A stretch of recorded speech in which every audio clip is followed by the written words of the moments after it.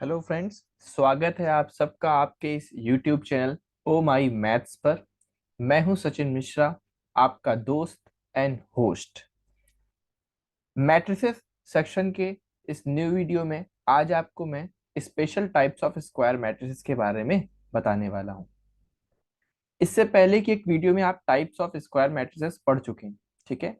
लेकिन यहाँ पर क्या है, special type of square matrices है, और इन special types of square matrices में दोस्तों हम लोग पढ़ते हैं क्या क्या है। Idempotent matrix, unitary, involutory matrix, symmetric matrix, skew symmetric, Hermitian, skew Hermitian, और ये सारे कॉन्सेप्ट मैं आपको आज की इस वीडियो में क्लियर करने वाला हूँ, ठीक है।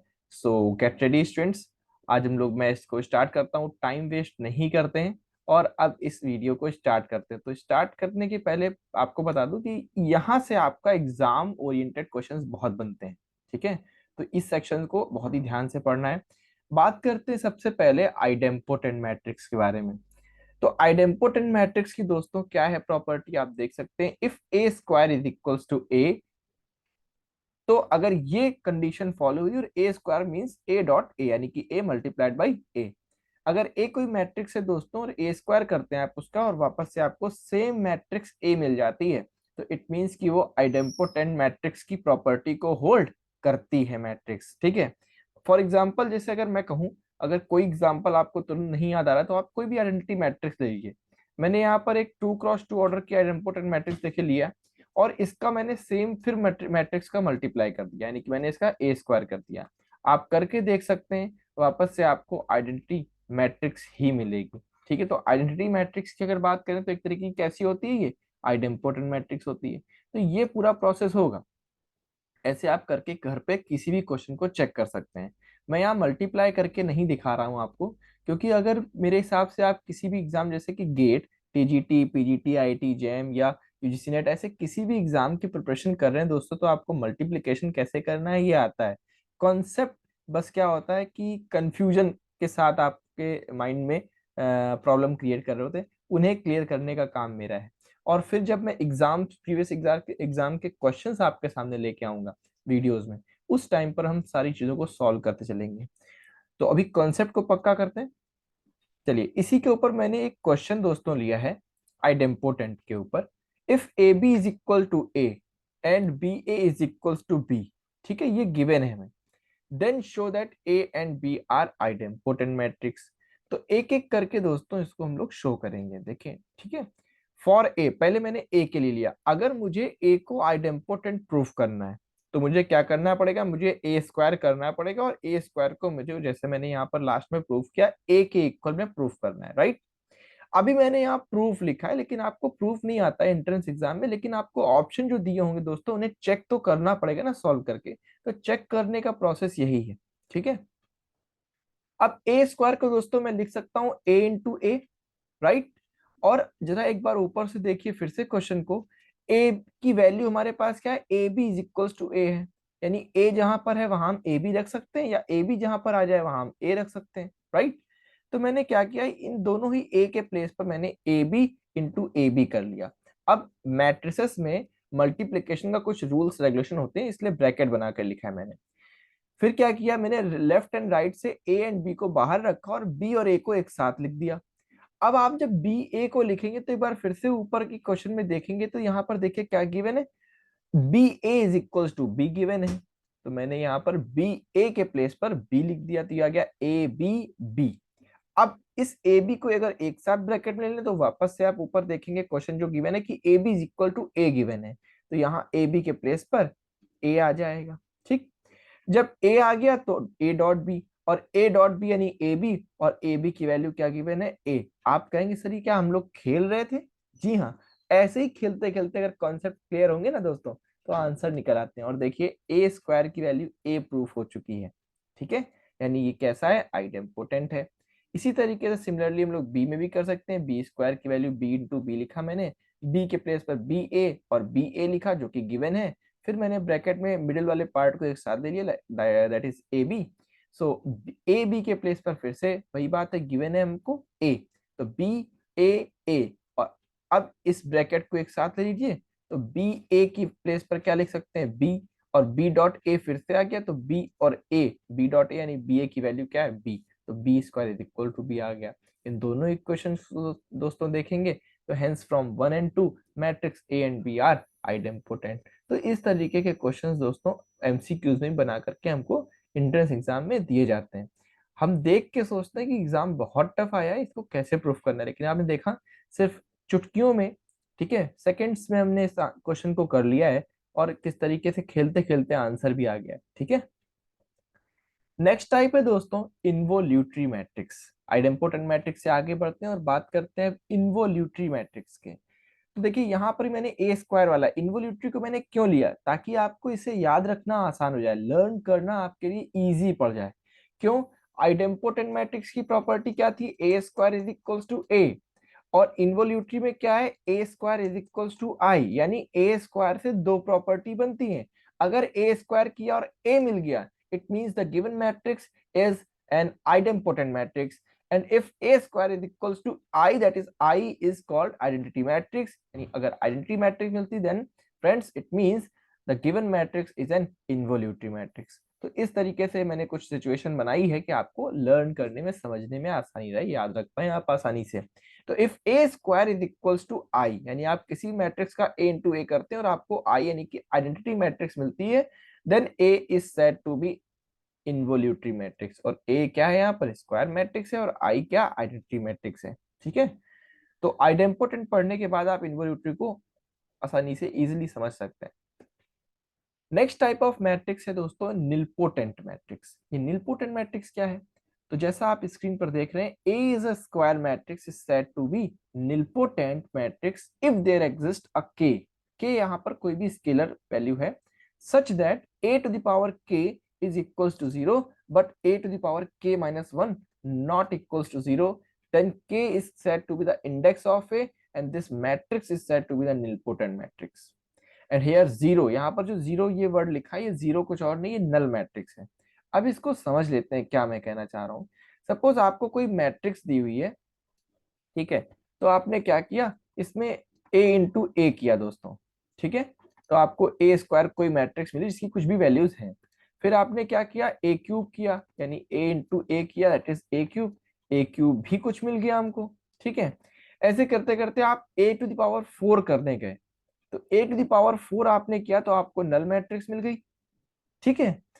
तो जब ये नल मैट्रिक्स मिल गई तो इससे पहले वाली पावर क्या थी, ए क्यूब। ए क्यूब जो है वो नल मैट्रिक्स नहीं थी। सपोज आपने किसी क्वेश्चन को चेक किया और ए क्यूब क्या, ये एक नल मैट्रिक्स नहीं थी, लेकिन ए की पावर 4 जब आपने किया तो नल मैट्रिक्स आ गया।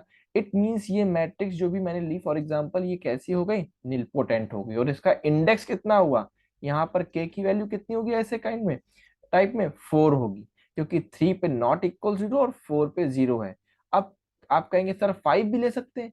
जब आपका ए की पावर 4 दोस्तों 0 आ गया है, तो बताइए ए की पावर अगर आप 5 निकालें यहाँ के बाद, ठीक है, ए की पावर 5 को अगर आप फाइंड आउट करना चाहेंगे तो क्या करेंगे, ए की पावर 4 इंटू ए करेंगे, और ए की पावर 4 क्योंकि नल मैट्रिक्स आ गया, जब आप नल मैट्रिक्स का किसी मैट्रिक्स के साथ मल्टीप्लाई करेंगे तो आपको नल मैट्रिक्स ही मिलेगा।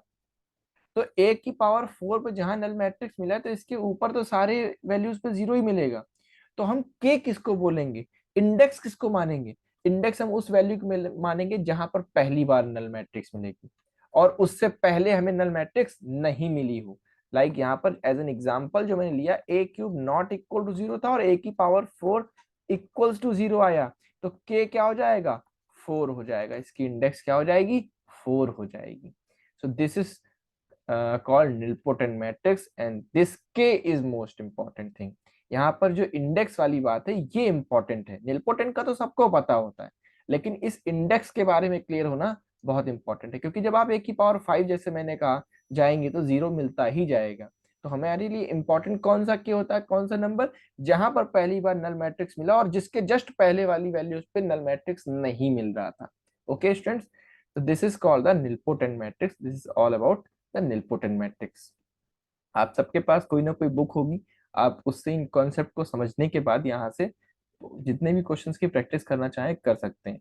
इंट्रेंस में कौन कौन से क्वेश्चंस आते हैं ये आपको, ये पूरा कंटेंट होने के बाद मैं कुछ पीडीएफ लाऊंगा, समझाऊंगा वहां पर, और कराऊंगा। पहले कॉन्सेप्ट क्लियर कर लेते हैं। इससे आगे दोस्तों चलते हैं, बात करते हैं symmetric matrix, skew symmetric, Hermitian matrix, skew Hermitian matrix and all. ठीक है, तो सिमेट्रिक मैट्रिक्स के बारे में दोस्तों बात करते हैं। If A dash is equals to A, symmetric matrix की प्रॉपर्टी होती है ए डैश, और आपको पता है ए डैश का मतलब क्या होता है, ट्रांसपोज ऑफ ए। यानी आप किसी भी मैट्रिक्स का आपने ट्रांसपोज किया, ठीक है, और आपको सिमिलर मैट्रिक्स मिल गई एज इट इज जैसी वो मैट्रिक्स थी। यानी कुछ इस तरीके की रो और कॉलम उसकी एलिमेंट्स हैं कि आप उनको रो और कॉलम को इंटरचेंज करते हैं, लेकिन मैट्रिसेस एज इट इज बनी रहती है।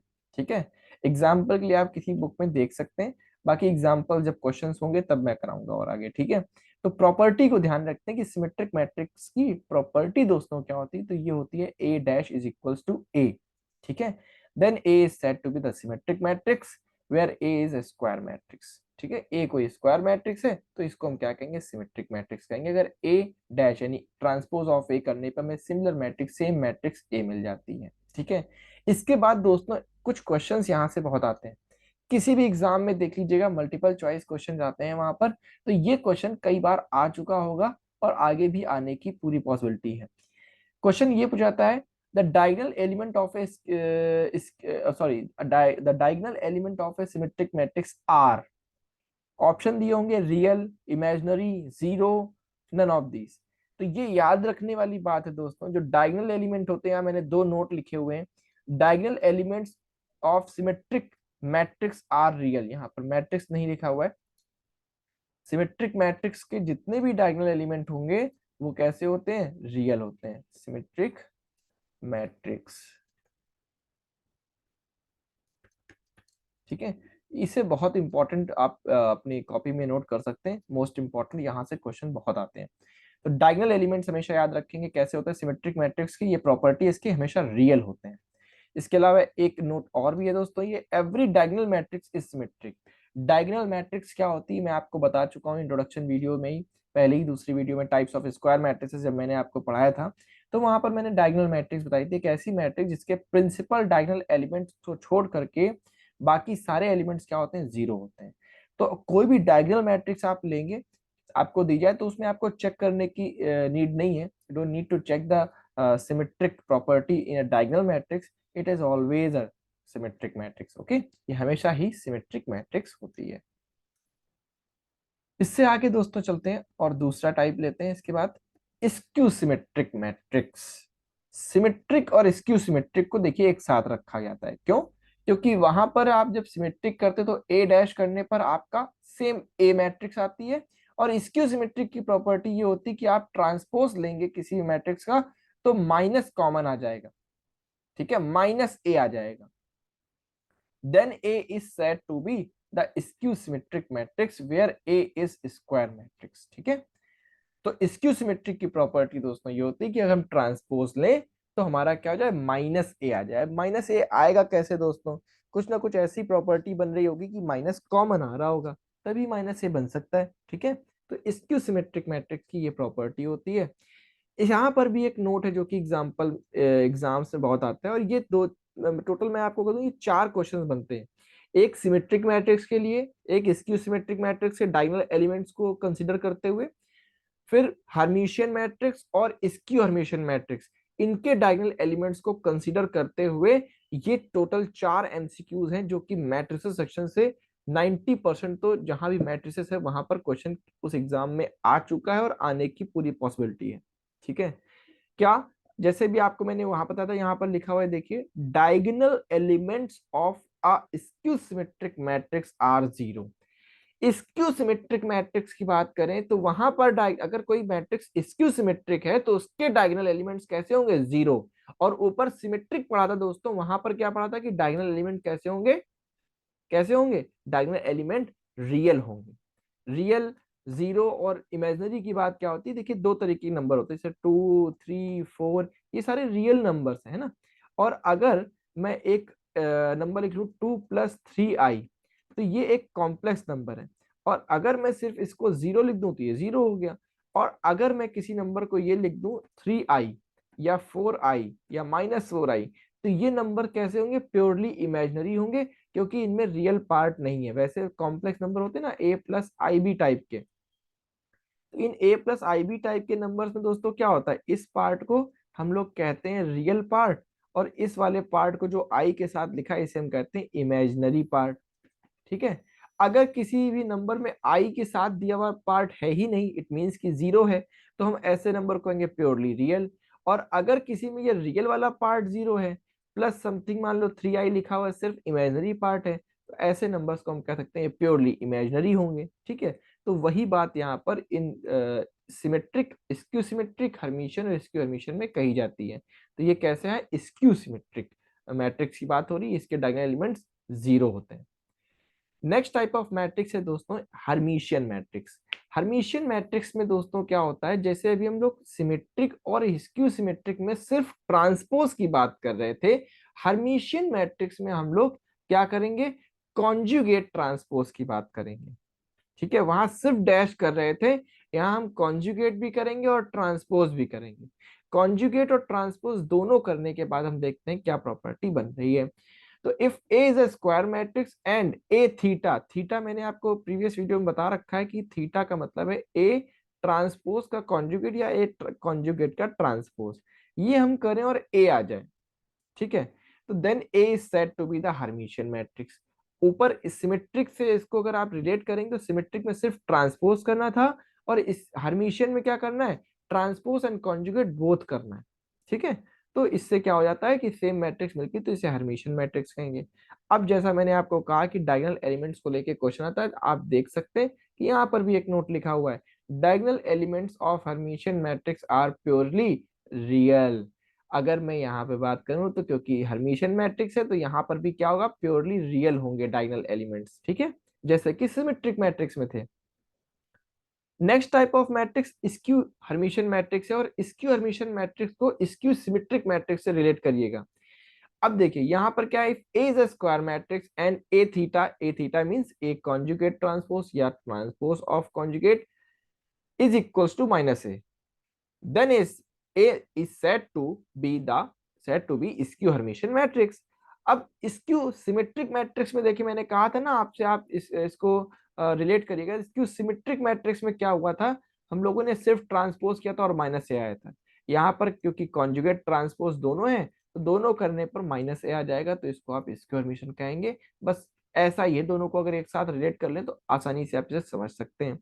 यहाँ पर भी डायगोनल एलिमेंट को लेकर के एक क्वेश्चन आता है। यहाँ पर डायगोनल एलिमेंट क्या होंगे, diagonal elements of a skew Hermitian matrix are purely imaginary और जीरो। या तो ये प्योरली इमेजिनरी होंगे, यानी कि 3i प्लस 2i है ना, समथिंग आई वाला पार्ट होगा, रियल पार्ट होगा ही नहीं, या फिर दोनों ही पार्ट जीरो होंगे।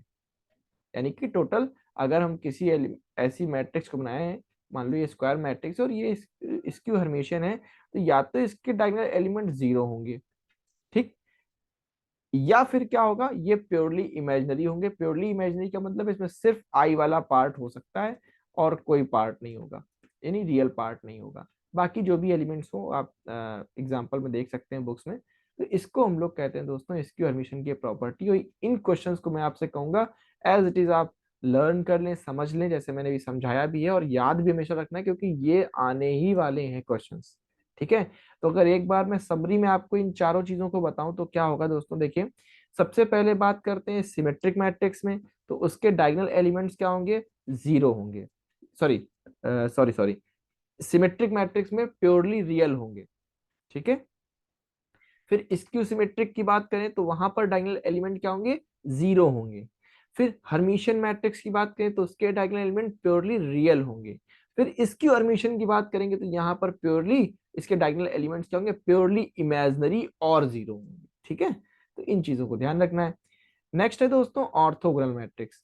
ऑर्थोगोनल मैट्रिक्स का टाइप है, if A is a square matrix and A dash, यानी A dash means transpose, A transpose into A और ए इंटू ए ट्रांसपोज, मतलब यहाँ पर ऑर्डर से कोई मतलब नहीं, ए डैश इंटू ए करो या ए इंटू ए डैश कर दो, आप ये दोनों ही करने पर, ये इनमें से कोई भी प्रोसेस आप करें और वो किसके इक्वल आ जाए, आइडेंटिटी मैट्रिक्स क्या आ जाता है, then A is said to be the orthogonal matrix. ऐसी मैट्रिक्स को हम लोग ऑर्थोगोनल मैट्रिक्स कहते हैं। ठीक है, I is the identity matrix, तो आई क्या, सेम ऑर्डर की आइडेंटिटी मैट्रिक्स होगी। तो ये छोटी सी प्रॉपर्टी ऑर्थोगोनल की है।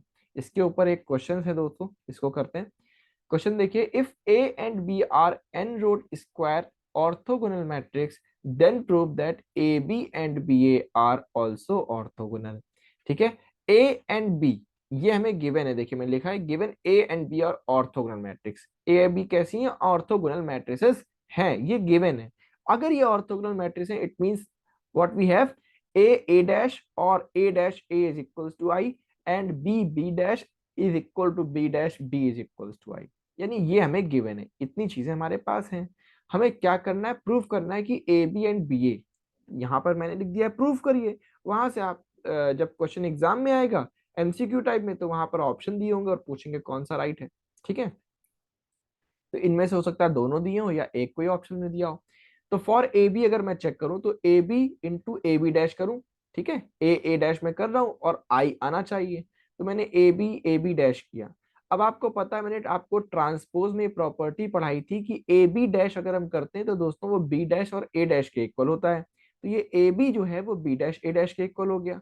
अब मैंने इन दोनों को साथ में लिया तो ए बी बी डैश मैंने एक ब्रैकेट में ले लिया और साथ में ए डैश को रख दिया, राइट।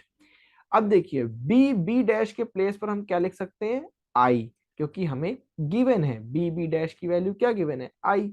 ठीक है, तो मैंने यहाँ पर इसकी आई लिख दिया, आइडेंटिटी मैट्रिक्स। फिर ए आई ए डैश है, तो आइडेंटिटी मैट्रिक्स एक ऐसी मैट्रिक्स होती है जिसमें किसी मैट्रिक्स का मल्टीप्लाई करेंगे सेम मैट्रिक्स आएगी। तो इस आई को यहाँ से हटा देते हैं, क्योंकि ए का आई में मल्टीप्लाई करो या आई का ए डैश में मल्टीप्लाई करो, ए डैश ही आएगा। ठीक है, क्यों, जैसे मैं मल्टीप्लिकेटिव आइडेंटिटी की बात करूं तो वन है दोस्तों, वन का किसी भी मल्टीप्लाई आप करिए, 100 में करिए तो 100 आएगा।